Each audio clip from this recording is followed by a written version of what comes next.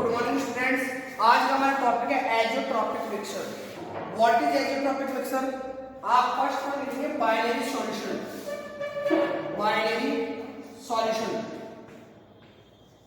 सबसे पहले हम क्या कहते हैं कि एजियोट्रॉपिक मिक्सचर में क्या लेते हैं, बाइनरी सॉल्यूशन लेते हैं। इसका मतलब क्या होता है, इसमें वन तो क्या होता है, सॉल्यूट होता है, और वन क्या होता है, इसमें सॉल्वेंट होता है। हमने पढ़ा था बाइनरी सॉल्यूशन क्या होता है, टू कंपोनेंट्स होते हैं उसमें।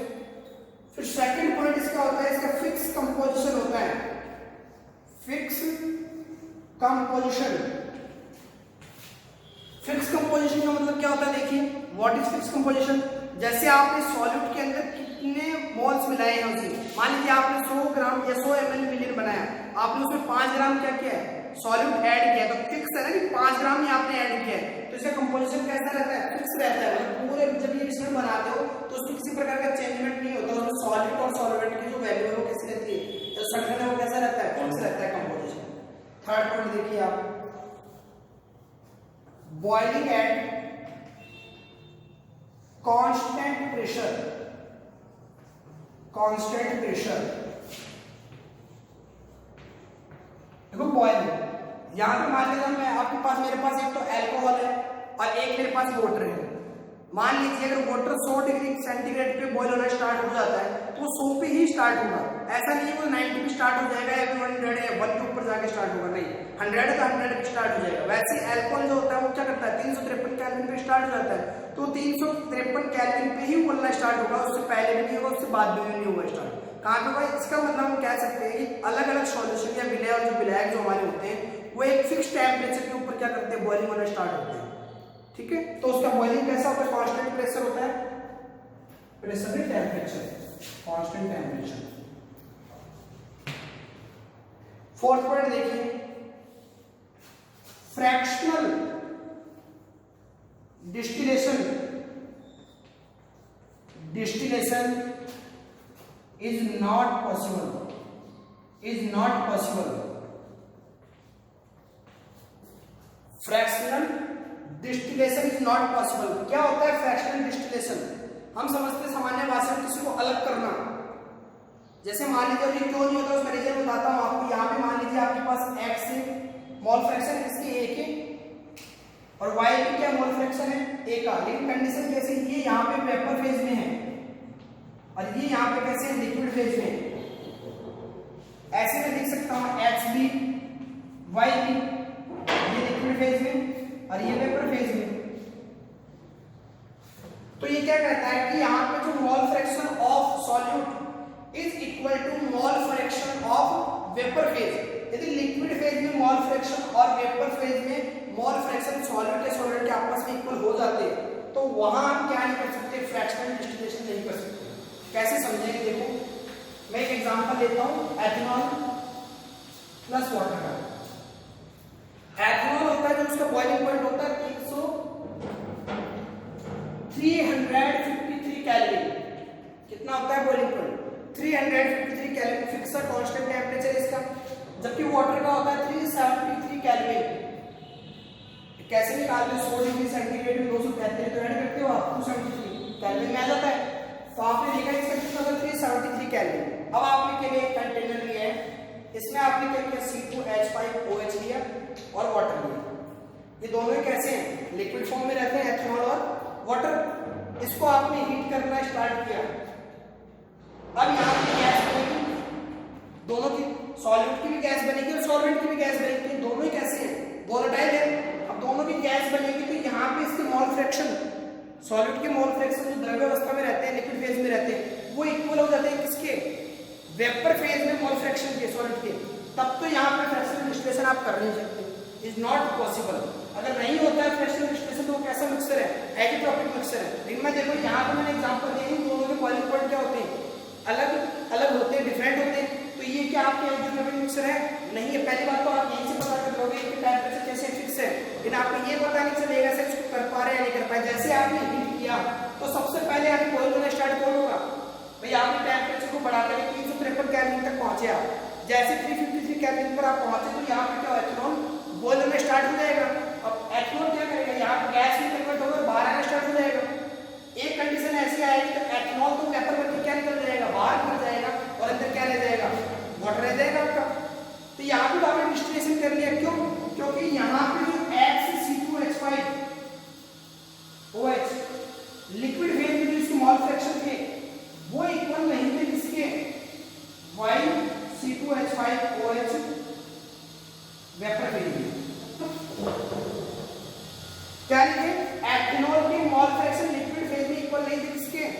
मोल फ्रैक्शन यानी मोल fraction of ethanol in vapour phase में, तब आपने यहाँ क्या कर लिया, इनको डिस्टिलेशन कर लिया, इनका अलग अलग कर लिया। यदि अगर ये इक्वल हो जाते तो आप क्या नहीं कर पाते, फ्रैक्शनल डिस्टिलेशन नहीं कर पाते। तो आपको इक्वल 4 को ध्यान में रखने, ये क्यों होता है मैंने रीजन बता दी। यहाँ पे mole fraction of solute in liquid phase और mole fraction of solute in vapour phase are equal, so fractional distillation is not possible. ये जो मिश्रण होता है उसको आप क्या कहते हैं, मिक्सचर होता है उसको बोलते हो आप एजेंट्रोपिक मिक्सचर। देखो आपको ध्यान में कुछ नहीं रखना, आपको ये ध्यान में रखना है कि आप बाइनरी सॉल्यूशन लेते हो, एक सॉलिड लोगे एक सॉल्वेंट लोगे और उनकी कंपोजिशन फिक्स होता है, मतलब उसमें 5 ग्राम अगर आपने सॉलिड मिलाया तो 5 ग्राम ही मिलाओगे, ऐसा नहीं कि आप 10 ग्राम मिला लो उसको। यानी फिक्स क्या हो गया, उसका कंपोजिशन हो गया, तो उसका कांस्टेंट टेंपरेचर में बॉयल होना स्टार्ट हो जाता है, ठीक है, चाहे सॉलिड हो चाहे सॉल्वेंट हो। फिर लास्ट में इसका फ्रैक्शनल डिस्टिलेशन नहीं कर सकते, इसको अलग अलग नहीं कर सकते विलीन बनने के बाद में। जब आप इनका सॉल्यूशन बना लेते हो तो आप इसको क्या नहीं कर पाते हो, अलग नहीं कर पाते हो। क्यों? क्योंकि उसमें मोलबिन क्या होते हैं, वेपर फेज में लिक्विड फेज में सॉलिड और सॉल्वेंट क्या हो जाते हैं, अलग अलग हो जाते हैं। इस वजह से आप क्या नहीं कर पाते, फ्रैक्शनल डिस्टिलेशन नहीं कर पाते। ये था आपका एजियोट्रॉपिक मिक्सचर। अब हम बात करते हैं एजियोट्रॉपिक मिक्सचर 2 टाइप्स के होते हैं, देखिए कौन कौन से। आप एनसीईआरटी की बुक के अंदर आपने पढ़ेंगे, इसकी डेफिनेशन जो दे रखी है एजियोट्रॉपिक मिक्सचर की, आपको एक एक चीज समझ में आ जाएगी। अब देखिए azeotropic mixture are divided into 2 types, minimum azeotropic mixture, मैं शॉर्ट में लिख देता हूं एम, मैक्सिमम एजियोट्रॉपिक मिक्सचर। अब देखिए मिनिमम एजियोट्रॉपिक मिक्सचर। अब मिनिमम एजियोट्रॉपिक मिक्सचर के आपको एग्जांपल अगर याद रखने हो तो आप हमेशा क्या कहोगे, positive derivation with non ideal solution. मतलब जो भी आपके नॉन आइडियल सॉल्यूशन थे, जो पॉजिटिव डेरिवेशन शो करते थे, वो सभी कैसे मिक्सचर बनाते हैं, मिनिमम एजियोट्रॉपिक मिक्सचर बनाते हैं। जबकि ये कैसा होगा, मैक्सिमम में negative deviation non ideal solution. मैं आपको स्पेसिफाई एक एग्जांपल बताता हूं, आपके एनसीईआरटी में गिवन नहीं है, लेकिन फिर भी 95% C2H5OH प्लस H2O। ये आपने देखा था एथेनॉल प्लस वाटर क्या था आपका, पॉजिटिव डेरिवेशन शो करता था आपका। इसमें देखो फिक्स क्वांटिटी है 95%, तो क्या होगा इसमें एथेनॉल होगा, 5% इसमें क्या होगा H2O। का कंपोजिशन कैसा है, फिक्स है। इनके अगर आप बॉइलिंग पॉइंट देखो तो इनके टेंपरेचर क्या होते हैं, कांस्टेंट होते हैं, अलग अलग होते हैं दोनों के, और इनको आप क्या कर सकते हो, अलग कर सकते हो। लेकिन उसके लिए कंडीशन होती है, मोल फ्रैक्शन क्या होना चाहिए, इक्वल नहीं होनी चाहिए। अगर आप इसको फ्रैक्शन डिस्टिलेशन नहीं करना है तो यहाँ पे मोलबिन क्या हो जाएंगे, मोल फ्रैक्शन क्या हो जाएंगे, इक्वल हो जाएंगे किसके, वेपर फेज में, लिक्विड फेज में। जबकि इसका एग्जांपल अगर आप देखो तो आता है 68% HNO3 प्लस H2। ये मिश्रण भी क्या कहलाता है हमारे पास एजियोट्रॉपिक मिक्सचर है, लेकिन कैसा, maximum azeotropic mixture. Maximum azeotropic mixture. अब एक चीज मैं और समझा देता हूं आपको, उनको नाम कैसे दिया गया मिनिमम और मैक्सिमम। देखो आपने सबसे पहले पढ़ा था, ये आपके पास क्या है, ग्राउंड फ्लोर था, उसके अकॉर्डिंग आपने आइडियल गैस का क्या बनाया था, ग्राफ बनाया था। ये कैसा शो करते हैं, पॉजिटिव डेविएशन, तो हमने ऐसा बनाया था पॉजिटिव डेविएशन। यहाँ पे वेपर प्रेशर लिया था, यानी वेपर प्रेशर मैक्सिमम हुआ था यहाँ पे, तो मैंने यहाँ पे ले लिया। यहाँ पे क्या था हमारा मोल फ्रैक्शन था, उसमें मोल फ्रैक्शन हो सकता है, मैंने देखा 95%। यहाँ पे क्या लिया था हमने, वाटर लिया हमारे, तो वाटर क्या हो जाएगा 5%, 5% तो लिया था मैंने। लेकिन यदि मैं यहाँ पे वेपर प्रेशर की जगह टेम्परेचर या बॉइलिंग पॉइंट कर देता हूँ, अब देखिए आप यहाँ पे कोई मोल फ्रैक्शन है आपके पास में। अब जैसे आप इसमें क्या मिलाओगे, सॉलिड बनाओगे या फिर इसके ऊपर प्रेशर डालोगे, तो इस पे क्या वेपर प्रेशर कम होगा। जब आप क्या करते हो, इसमें नॉन वोलेटाइल मिलाते हो, उसमें इसका वेपर प्रेशर क्या होता है, कम होता है। जैसे ही वेपर प्रेशर कम होता है तो आप क्या कैसे शो करते हो उसको, ये मान लीजिए देखो मैं एज ले जाता हूँ स्टैंडर्ड में, तो आपके पास इस प्रकार का ग्राफ मिलता है। अगर आप इसकी डिटेल में जाते हो तो वेपर प्रेशर क्या होता है, कम हो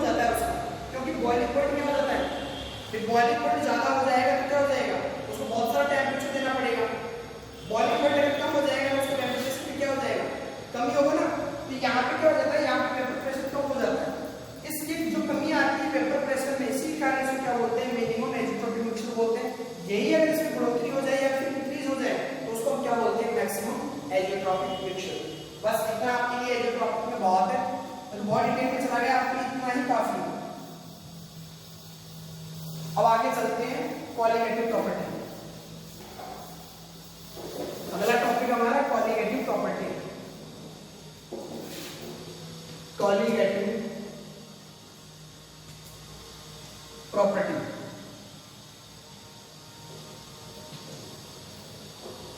देखिए, इसमें लिखिए the property of the solution, the property of the solution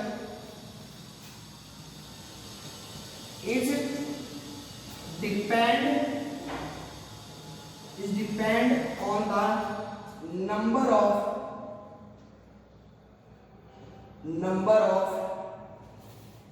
solute but do not depend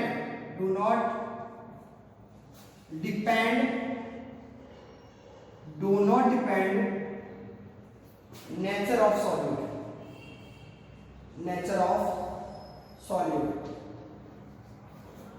देखो what is colligative property.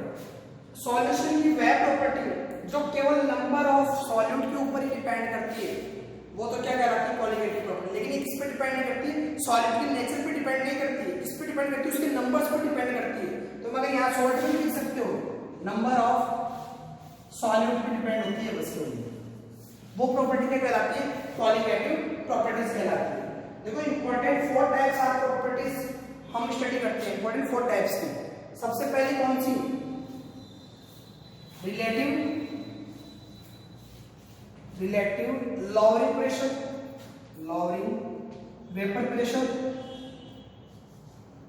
Vapour pressure. वैसे तो बहुत सारी प्रॉपर्टी होती है, लेकिन हमारे सिलेबस में तो 4 property important. Elevation in boiling point, third का depression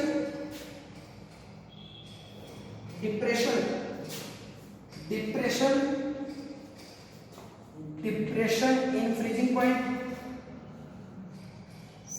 point, and fourth is osmosis pressure, osmosis pressure। ये 4 प्रॉपर्टी हम क्या करते हैं, डिस्कस करते हैं कौन सी, कॉलीगेटिव प्रॉपर्टी में, या ऑस्मोटिक प्रेशर भी कर सकते हैं उसको, ऑस्मोटिक कर लेना, ऑस्मोटिक प्रेशर। तो देखो सबसे पहले हमने डिस्क्राइब किया what is colligative property. This types of property of solution is depend only the number of moles या फिर नंबर्स ऑफ सॉल्यूट्स, ठीक है, moles he number of solutes. और ये डिपेंड किस पे नहीं करती है, उसकी नेचर पे डिपेंड नहीं करती, किसके सॉल्यूट की नेचर पे, वो तो हमारी कॉलीगेटिव प्रॉपर्टी कहलाती है। हमने 4 प्रकार की कॉलीगेटिव प्रॉपर्टी मोस्टली क्या करते हैं, स्टडी करते हैं। सबसे पहले relative lowering vapour pressure, second क्या होती है elevation in boiling point, third क्या होती है depression in freezing point, and fourth क्या होती है हमारे पास ऑस्मोटिक प्रेशर। अब एक एक करके हम डिटेल से स्टडी करेंगे। सबसे पहला हमारा है रिलेटिव लॉवरिंग वेपर प्रेशर। सबसे पहले कौन सी है, relative lowering vapour pressure.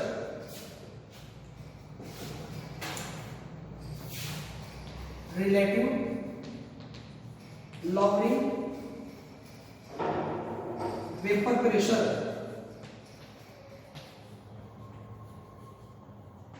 Relative lowering vapour pressure. देखो मैंने आपको रिलेटिव लॉवरिंग वेपर प्रेशर पिछली क्लास में हमने डिस्कस किया था, वहां पे लेकिन हमने क्या माना था, ए को सॉल्वेंट माना था, बी को क्या माना था, सॉल्वेंट माना था। लेकिन जबकि आपके एनसीईआरटी बुक में क्या किया गया, बी को क्या माना है, उसमें सॉल्वेंट माना है, और ए को क्या माना है, सॉल्वेंट माना है। इसके अकॉर्डिंगली हम क्या करेंगे, कॉलीगेटिव प्रॉपर्टीज को स्टडी करेंगे। बस जरा सा उल्टा करना है। तो वहां पे मैंने एक्स से बताया था कि वहां आप क्या कर लोगे, एक्स बी तो चेंज हो गए ना आपके सॉलिड और सॉल्वेंट। तो एक्स बी किसके बराबर आया था आपको, पी नॉट बी क्या है, मैं यहाँ पे कर देता हूँ P not a minus P, और ये पी नॉट बी। ये मैंने आपको रिलेटिव लॉवरिंग प्रेशर बताया था, ये इसको हम क्या कहते हैं, रिलेटिव लॉवरिंग प्रेशर कहते हैं। ये किसके इक्वल होती है, सॉल्यूट के मोल फ्रैक्शन की। ये मैं कह दूं relative lowering vapour pressure is equal to mole fraction of solute, बता सकते हो। अब आपने प्रीवियस क्लास में ये भी स्टडी किया है, अगर आपको सॉल्यूट की क्या निकालना है, मोल फ्रैक्शन निकालना है, तो आप क्या करोगे, number of moles B, number of moles A plus number of moles B, ये हम प्रीवियस क्लास में डिस्कस कर चुके हैं। अब नंबर ऑफ मोल्स कैसे निकालते हो आप, वेट अपॉन मॉलिक्यूलर वेट या मोलर मास, तो क्या लिख दूंगा इसमें एमपी, ठीक है, यहां क्या लिख दूंगा W A MP plus W B MB.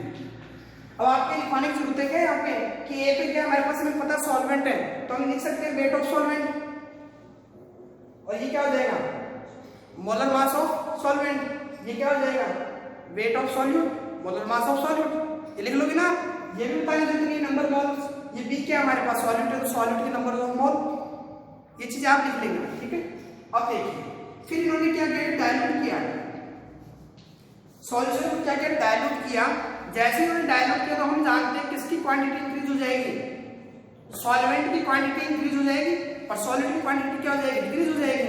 तो मैंने देखो यहाँ पे अभी देखा था डब्ल्यू ए और एम ए, सॉल्यूट की डिक्रीज होना सर वो तो फिक्स ही रहेगी ना, रुको एक मिनट आपको बताता हूँ, डब्ल्यू बी एम ए वो फिक्स रहती है, लेकिन अगर उसकी इंक्रीज हो जाती है तो उसकी तुलना में तो उसकी वो प्रॉपर्टी कम हो गई ना। जैसे मान लो पहले आपके पास 10 लीटर विलियन था, उसमें आपने 1 लीटर सॉल्यूट मिलाया था, फिर आपने और उसको 1 लीटर एक्स्ट्रा ऐड कर दिया, तो सॉल्यूट के कितने हो गए 10 हो गए, जबकि उसकी तो कम हो गई ना। टोटल की बात कर रहा हूँ, टोटल सॉल्यूशन की बात कर रहा हूँ, उसकी तुलना में उसकी कम हो जाएंगे, ये उसकी तो फिक्स ही चेंज नहीं हुआ था, एक टोटल रेशियो बढ़ गया ना, उसकी तुलना में कमी आ गई उसमें सॉल्यूट में, कि पहले तो 10% थी और अब कितनी बची है, कुछ 9.1% बचेगी उसमें, तो कमी आ गई ना। इसके अकॉर्डिंग हम कहते हैं सॉल्वेंट जो होता है, आप एक बात समझो, इस सॉल्वेंट की क्या हो जाती है डाइल्यूशन करने पे क्या हो जाती है कंसंट्रेशन, या फिर मैं कहता हूं उसकी क्वांटिटी क्या हो जाएगी इंक्रीज हो जाएगी। आप एक लाइन ध्यान में रखना, सॉल्वेंट की क्वांटिटी क्या हो जाती है इंक्रीज हो जाती है, कंफ्यूजन नहीं करना। आपको समझाया मैंने क्वांटिटी में क्या होता है कि वहां पे जब पूरे सॉल्यूशन की अगर क्वांटिटी बढ़ जाती है उसकी तुलना में वो कमी आती है, उसमें परसेंटेज में उसकी गिरावट आ जाती है। अब देखिए ये आपके पास किसका था, आपको एक क्या मतलब सॉल्वेंट की मोल थे आपके पास और ये किसके थे सॉलिड के मोल थे। अब आपको पता है सॉल्वेंट के मोल क्या होते हैं इंक्रीज हो जाते हैं, और इंक्रीज होंगे तो मैं लिख सकता हूं ये क्या हो जाएगा बहुत ज्यादा हो जाएगा डब्ल्यू और एमपी से, तो इसको मैं नेग्लिजिबल मान सकता हूं, नेग्लिजिबल। देखो आप एक एग्जांपल समझो, जैसे आपने नमक लिया, नमक में आपने एक गिलास में 1 चुटकी नमक डाला आपने, तो आपको कुछ उसका टेस्ट आएगा हल्का हल्का, लेकिन जैसे ही आपने उसको डायल्यूट करने के लिए 1 गिलास और डाल दिया तो क्या फिर आपको नमक का टेस्ट आएगा, सॉलिड वहां पे क्या हो जाएगा नेग्लिजिबल के बराबर हो जाएगा उसमें। तो यहाँ पे हम क्या करते हैं सॉल्वेंट के मोल को ही हम क्या मानेंगे कंसीडर करेंगे, जबकि सॉल्वेंट के मोल को क्या करेंगे नेग्लिजिबल कर देंगे इसके सॉल्वेंट के मोल को। अब देखिए यहाँ पे क्या आ जाएगा आपके पास WB, ये तो क्या था आपके पास प्योर कंडीशन में था WB और MP मोल्स, यहाँ पे किसको नेगलेक्ट कर लिया आपने WB MP को नेगलेक्ट मान लिया आपने, तो यहाँ पे क्या बचा आपके पास WA MP। बस आपके डायरेक्शन वाली थ्योरी याद रखिए, पूरा याद हो जाएगा आपको। अब देखिए यहाँ पे मुझे वैल्यू पुट करनी है, कैसे मैं करता हूँ देखिए आप XB किसके इक्वल था ये रहा XB, तो मैं यहाँ पे लिख देता हूँ डायरेक्ट XB का मान लिखता हूँ क्या आ जाएगा WB upon MA into MA into WA, ये आ गया आपके पास। लिख सकता हूँ XB की वैल्यू डायरेक्ट में, फिर मेरे किसके बराबर था P not A minus P upon P not A, इसके इक्वल था ये। अब मुझे यहां से निकालना क्या, मुझे MB निकालना है, तो मैं MB को क्या करूंगा MB को इधर ले जाऊंगा और इसको इधर ले आऊंगा, देखो क्या आ जाएगा मेरे पास WB into MA upon WA, और यहाँ P नॉट A नीचे क्या आ जाएगा P not A minus P आ जाएगा। कैसे किया, केवल आपने यहाँ पे XB की वैल्यू रखी है, फिर आपने वहां से MB निकाला, और MB यहाँ पे क्या है मोलर मास ऑफ सॉल्यूट, जबकि ये आपके पास क्या है मोलर मास ऑफ सॉल्वेंट, और ये क्या हो जाएंगे वेट हो जाएंगे। इस फॉर्मूले से आप क्या कैलकुलेट कर सकते हो मोलर मास ऑफ ये सारी डेरिवेशन इस फॉर्मूले के लिए की गई थी। इसमें मैं आपको एक क्वेश्चन करवाता हूँ किस प्रकार आप मोलर मास कैलकुलेट करते हैं। तो देखो इसमें याद रखने वाली कोई बात नहीं है, आपको रिलेटिव लॉरिंग वेपर प्रेशर का आपको फॉर्मूला पता था। उसके अंदर आपने क्या किया, केवल मोल फ्रैक्शन बी की वैल्यू रखी है आपने, वो भी कब जब आपने डायल्यूट करके देखा, एक को डायल्यूट में मान लिया आपने सॉल्वेंट को, उसके अकॉर्डिंग आपने क्या कर लिया, बराबर रख के क्या निकाल लिया, मोलर मास ऑफ सॉल्वेंट। तो ज्यादा बड़ी लंबी चौड़ी कहानी नहीं है इसमें, अगर सीक्वेंस होते तो हो जाए। अब क्वेश्चन देखिए इसका, क्वेश्चन है इसका, the vapour pressure of pure benzene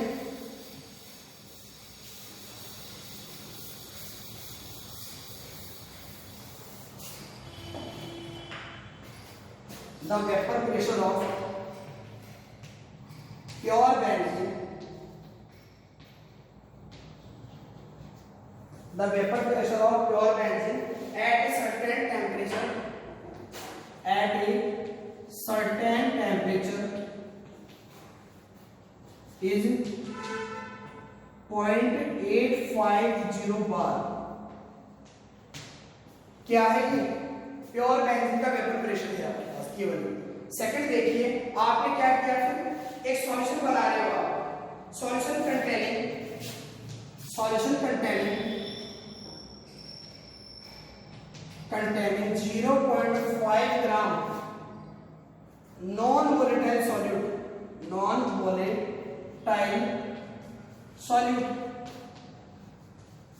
देखो यहाँ पे नॉन वोलेटाइल सॉल्यूट इसलिए लिया है, अगर आपने ध्यान दिया तो रिलेटिव लॉरेंज जो हमने प्रेशर जो कैलकुलेट किया था उसमें हमने क्या किया था, नॉन वोलेटाइल सॉल्यूट लिया था हमने। तो ये क्या करता है, 0.5 gram non volatile solute is added into 39 gram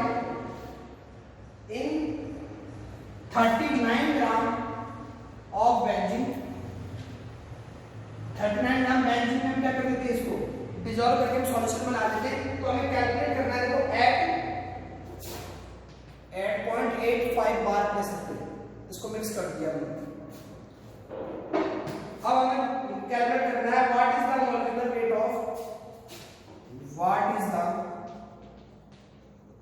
molecular weight of solute. ये हमें कैलकुलेट करना है, ये हमारे पास क्वेश्चन है। अब हमारे पास ये फॉर्मूला गिवन है। सबसे पहले हमें क्या चाहिए, WB। तो WB क्या था हमारे पास, वेट ऑफ सॉल्यूट था ना हमारे पास। तो वेट ऑफ सॉल्यूट कितना गिवन है, देखो हमने वेट ऑफ सॉल्यूट कितना लिया है, 0.5 ग्राम लिया है सॉल्यूट, नॉन वोलेटाइल सॉल्यूट लिया है हम, कितना आ जाएगा 0.5 ग्राम। फिर हम देखते हैं Na हमारे पास क्या है, मोलर मास ऑफ सॉल्वेंट। अब मोलर मास किसका लेना है, सॉल्वेंट है। सॉल्वेंट हमारे पास क्या है, बेंजीन का फॉर्मूला क्या होता है, C6H6। अब हम फॉर्मूला इसका मोलर मास निकालेंगे तो कितना आएगा, एक कार्बन का 12 होता है तो 6 का कितना हो जाएगा, 6 प्लस 1 into 6 तो कितना आ जाएगा, 72 प्लस 6 इक्वल टू 78। यानी 78 ग्राम हमारे पास क्या आ गया, मोलर मास आ गया किसका, सॉल्वेंट का। तीसरा हमें क्या चाहिए, WA। तो ये क्या है, वेट ऑफ सॉल्वेंट कितना गिवन है क्वेश्चन में, 39 ग्राम। बेंजीन का कितना है, 39 ग्राम दे रखा है क्वेश्चन में। फिर हमें देखना P0A क्या है, ए हमारे पास क्या था, सॉल्वेंट था। सॉल्वेंट का क्या है, वेपर प्रेशर है। सॉल्वेंट हमारे पास कहाँ है, ये रहा बेंजीन, इसका वेपर प्रेशर कितना है, 0.850। लेकिन ये इसका नहीं है। देखो सॉल्वेंट आपके पास था benzene at certain temperature 850, benzene है आपके पास सॉल्वेंट। तो सॉल्वेंट का कितना होता है 0.850। तो यहाँ पे आपको क्या निकाल लिया, P0A कितना आ गया, 0.850 बार। अब देखिए P0A माइनस P क्या आ जाएगा आपके पास, 8.50 से माइनस कर दो, इसका सॉल्यूशन का प्रेशर, सॉल्यूशन का कितना है 0.84। तो अब वैल्यू रखिए इसकी फटाफट, WB क्या आएगा हमारे पास 0.5 ग्राम इनटू मोलर मास कितना है, Ma हमारे पास है 78 ग्राम, ये लो ठीक है। P0A कितना है हमारे पास, P0A है हमारे पास 0.850। अपॉन नीचे क्या बचा WA कितना था हमारे पास 39 ग्राम इनटू P नॉट ए हमारे पास क्या 0.850 माइनस 0.845 वैल्यू रखती सबकी। जब आप इसको सॉल्व करोगे तो आपके पास आएगा 170 ग्राम। कितना आ जाएगा 170 ग्राम। तो आपने क्या कैलकुलेट कर लिया, आपने कैलकुलेट कर लिया मोलर मास या मोलर वेट ऑफ सॉल्यूट। तो इस फॉर्मूले से आप कैलकुलेट कर सकते हो। और इस कैलकुलेट ये फॉर्मूला कैसे डेराइव किया वो भी आप जानते हो किस प्रकार इसको डेराइव किया है। रटने की कोई आवश्यकता नहीं है इसमें, है क्या इसमें रटने की आवश्यकता? केवल आपको ये ध्यान में रखना है। अब ये पूरा याद रहे ना रहे, लेकिन आपको मैंने जो सीक्वेंस बताया वो तो ध्यान में रहेगा। केवल आपको क्या ध्यान में रखना है, रिलेटिव लोअरिंग प्रेशर का फॉर्मूला आपको ध्यान में रखना है। बाकी सारा अपने आप कैलकुलेट डायरेक्ट किया था, उसके लिए हमने एक रिलेटेड माना था, बस इतना ध्यान में रखना है मोल से। बाकी सारा आप अपने आप डेराइव कर सकते हो। न्यूमेरिकल आ जाए तो न्यूमेरिकल भी आप क्या कर सकते हो, इजी वे में डेराइव कर सकते हो।